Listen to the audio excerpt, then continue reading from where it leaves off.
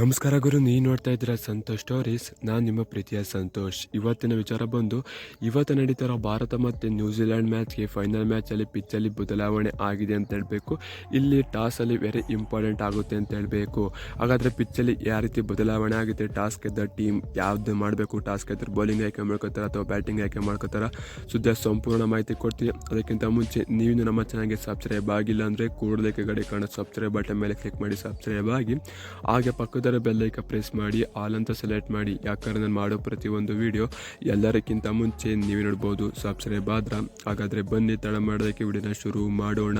ನಮ್ಮ ಭಾರತ ತಂಡ ಗೊತ್ತಿರ್ಬೋದು, ಇದೇ ಪಿಚ್ಚಲ್ಲಿ ಆಲ್ರೆಡಿ 4 ಪಂದ್ಯ ಆಡಿದೆ ಅಂತ ಹೇಳಬೇಕು. ನ್ಯೂಜಿಲೆಂಡ್ ಅವರು 1 ಪಂದ್ಯ ಆಡಿದರೆ ಇದೇ ಗ್ರೌಂಡಲ್ಲಿ ಅಂತ ಹೇಳ್ಬೇಕು. ಈಗ ಯಾವ ಪಿಚ್ಚಲ್ಲಿ ಆಡ್ತಾರೆ, ಪಿಚ್ ರಿಪೋರ್ಟ್ ಬಗ್ಗೆ ಹೇಳೋದಾಯ್ತು ಅಂತಾರೆ. ಗೊತ್ತಿರ್ಬೋದು, ಆಸ್ಟ್ರೇಲಿಯಾ ಮತ್ತೆ ಭಾರತ ತಂಡ ಆಡಿದಾಗ ಪಿಚ್ಚಲ್ಲಿ ಅಂದರೆ ಒಂದು ಯೂಸ್ ಮಾಡೋವಲ್ಲ ಆ ಪಿಚ್ನ ಆಡ್ತಾರೆ ಅಂತ ಹೇಳ್ಬೇಕು. ಅಂದರೆ ಪವರ್ ಪ್ಲೇ ಸರ್ಕಲಲ್ಲಿ ಇರುತ್ತಲ್ಲ 4-5 ಪಿಚ್ಚಲ್ಲಿ, ಅದರಲ್ಲಿ ಯೂಸ್ ಮಾಡೋವಲ್ಲ ಆ ಪಿಚ್ನ ಆಡ್ತಾರೆ ಸೆಮಿಫೈನಲ್ ಅಂತ ಹೇಳಬೇಕು. ಈಗ ಫೈನಲ್ ಮ್ಯಾಚ್ಗೆ ಇಂಡಿಯಾ ಪಾಕಿಸ್ತಾನ ಮ್ಯಾಚ್ ಆಡ್ತಾರೆ, ಸೆಂಟ್ರಲ್ ಇರೋಂಥ ಪಿಚ್ನ ಆಡ್ತಾ ಇದ್ದಾರೆ ಅಂತ ಹೇಳಬೇಕು. ಅಂದರೆ ದುಬೈಲೆಲ್ಲ ಆಡಿಸ್ತಾರೆ, ಆದರೆ ಸೆಂಟ್ರ್ ಗೌಂಡ್ರಿಗೆ ಅಂದರೆ ಸ್ಟೇಡಿಯಂಗೆ ಸೆಂಟ್ರಲ್ ಇರೋ ಪಿಚ್ನ ಆಡ್ತಾ ಇದ್ದಾರೆ ಅಂತ ಹೇಳಬೇಕು.